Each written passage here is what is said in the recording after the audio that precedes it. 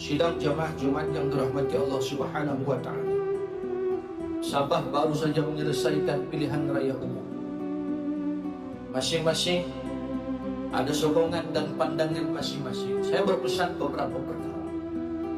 Yang pertama, jika ada berselisih faham di kalangan keluarga, sahabat, handai kita, ataupun jiran, tetangga dan kawan-kawan, ketika mana kempen-kempen pilihan raya, satukanlah semula.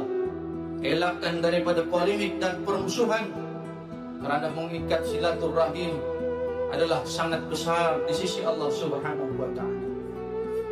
Yang kedua, andai kita terlibat dengan perkara-perkara dosa sesama manusia, ada yang menyebarkan fitnah, ada yang menjadi batu api, ada yang adu domba, ada yang menuduh tanpa sebarang saksi ataupun menuduh secara melulu sesama manusia.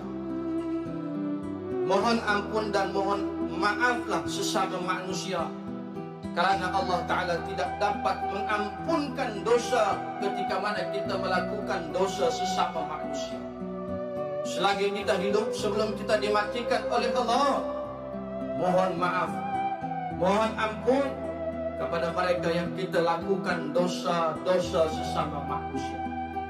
Andai kita melakukan dosa kepada Allah sepanjang daripada kempen-kempen pilihan raya, menyalahgunakan kuasa, terlibat dengan rasuah, terlibat dengan sogokan, mohon ampun dan istighfar kepada Allah Subhanahu wa Ta'ala.